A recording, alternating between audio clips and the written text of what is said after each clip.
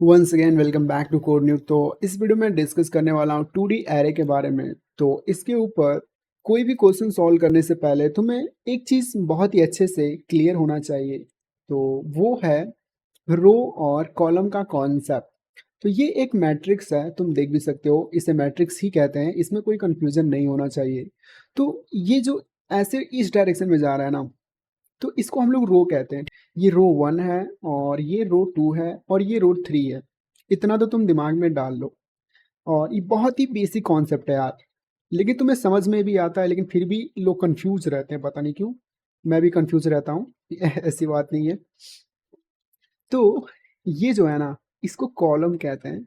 और ये कॉलम 1 है, ये कॉलम 2 है और ये कॉलम 3 है। ठीक है, यहाँ पे थोड़ा गलत है, इस पे ध्यान मत दो। ये कॉलम 1, कॉलम 2, कॉलम 3। तो इसमें ध्यान देने वाली बात ये है कि यहाँ पे तुम नोटिस करना, रो जब रो एक बार चल रहा है ना, तो कॉलम 3 बार चल रहा है। यहाँ पे ध्यान दो, जब रो 1 है तो कॉलम एक बार चला, फिर रो 1 है तो कॉलम 2 बार चला, फिर वो रो 1 है तो कॉलम तीसरी बार भी चल रहा है। कुल मिला जुला के जब रो 1 रह रहा है तो कॉलम 3 बार चल रहा है। तो यहाँ पे भी तुम देखो, नोटिस करो, जब रो 1 है ना, नहीं देखो ये दूसरी रो है, जब रो 2 है तो फिर कॉलम 3 बार चल रहा है। रो 2 और फिर कॉलम 1, रो 2 कॉलम 2, रो रो 2 कॉलम 3। तुम खुद नोटिस करो ना, हर एक रो पे कॉलम 3 बार चल रहा है, हर एक रो पे कॉलम 3 बार चल रहा है। तो ये कॉन्सेप्ट अगर तुम्हें क्लियर हो जा रहा है ना, तो तुम कोई भी क्वेश्चन अगर मैं समझाऊंगा तो तुम्हें थोड़ा भी प्रॉब्लम नहीं आएगा और बहुत ही अच्छे से तुम समझोगे। ठीक है, तो चलो मैं VS कोड ओपन कर लेता हूँ और ऐसे ही मैं एक एरे बना लेता हूँ, जिसको तुम कह सकते हो 2D है तो मैट्रिक्स ही कह सकते हो, मैट्रिक्स। ठीक है, तो मैट्रिक्स में जैसा कि हमें पता है वो 2 डायमेंशनल होता है। तो हम लोग इसका साइज ले ले रहे हैं, इसको ज़्यादा कॉम्प्लिकेटेड नहीं बनाते हैं, इसीलिए मैंने रो 2 ले लिया और इसका जो कॉलम है 3 ले लिया। तो रो 2 कॉलम 3 तुम शायद इमेजिन कर पा रहे होगे। और एक मिनट में तुम्हें दिखा दूं, ये जो है ना मैट्रिक्स, इसका रो भी, इसका जो रो है ना 1 2 3, इसका रो 3 है और इसका कॉलम भी 3 है, 1 2 3।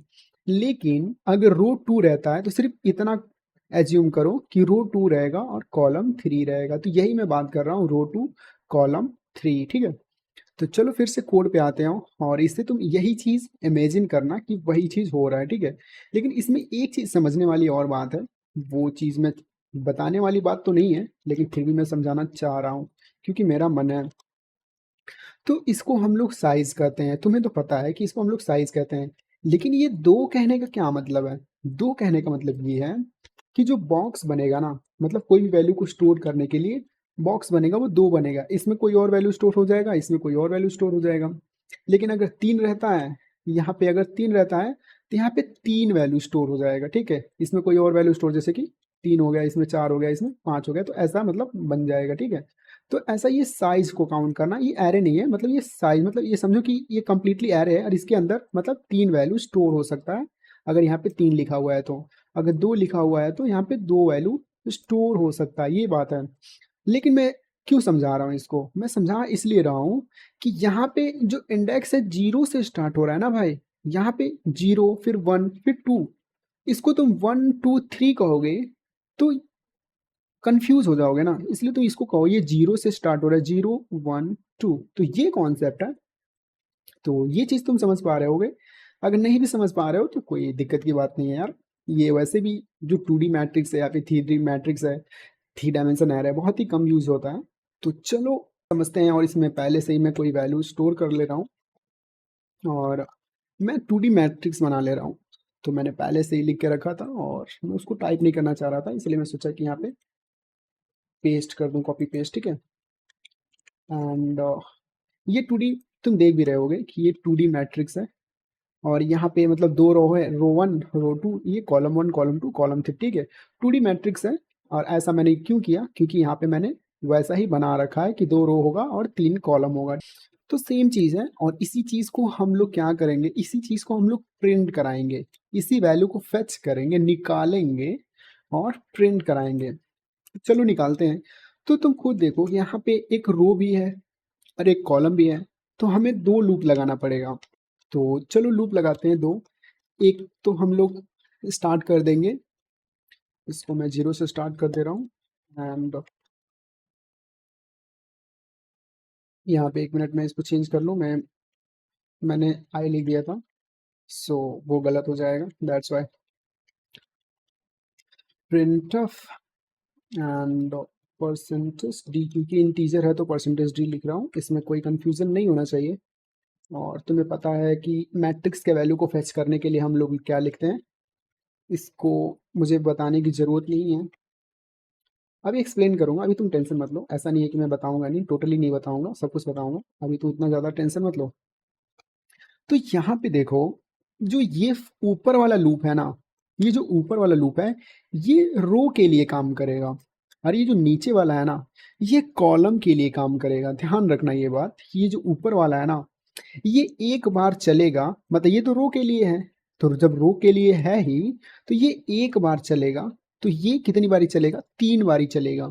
3 बारी क्यों चलेगा, क्योंकि यहाँ पे रो 3 है और हमने यहाँ पे 3 दे भी रखा है।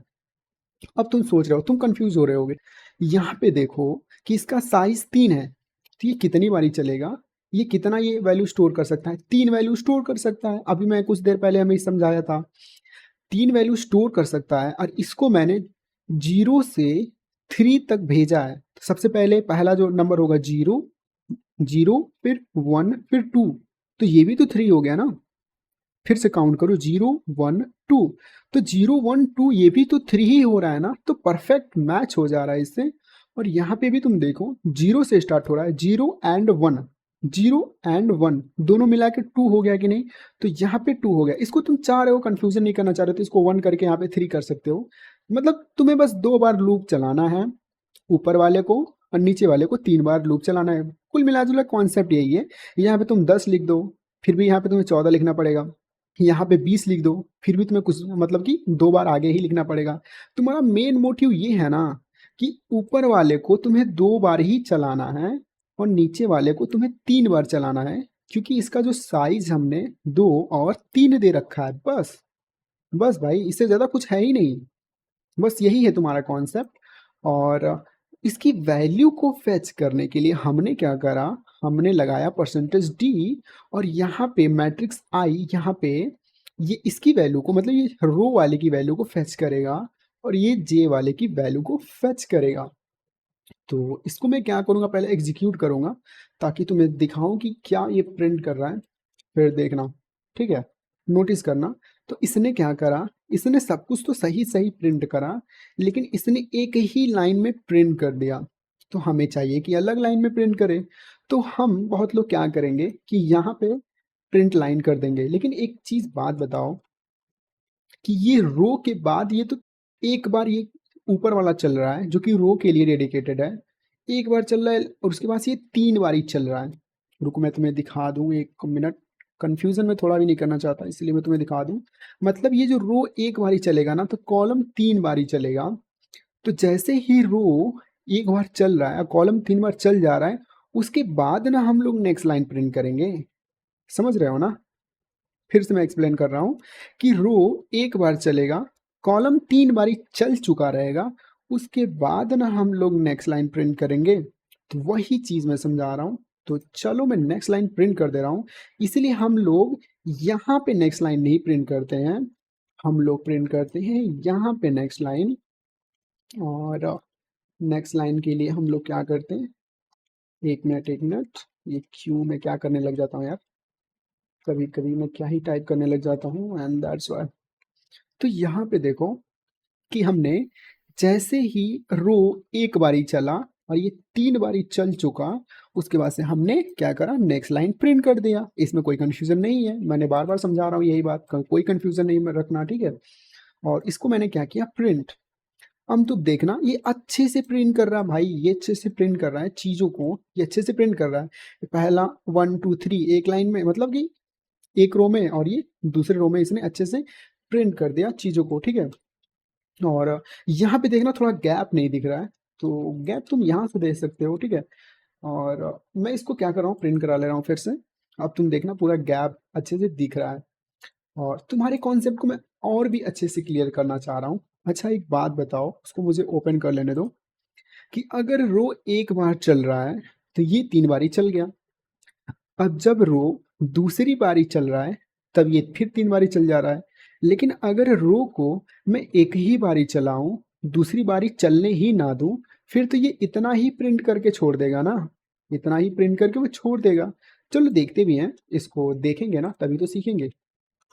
तो इसको मैं क्या कर रहा हूँ, 0 और फिर 1 1 जाएगा जैसे ही तो वो गलत हो जाएगा, मतलब कि 1 वो तक पहुंच ही नहीं पाएगा, क्योंकि यहाँ पे मैं इक्वल नहीं लगाया हूँ। तो सिर्फ 0 बार ही चलेगा, 0 बोले तो 0 इंडेक्स वाला ही चलेगा। चलो मैं इसको एग्जीक्यूट करके दिखा रहा हूँ। और ये देखना, सिर्फ मैंने ऊपर वाले जो फॉर लूप है उसको एक ही बार चलने दिया है भाई, इसलिए इसने बस 1 2 3 ही प्रिंट किया। So that's it in this video यार, दैट्स इट। और ये बहुत ही ज़बरदस्त वीडियो था।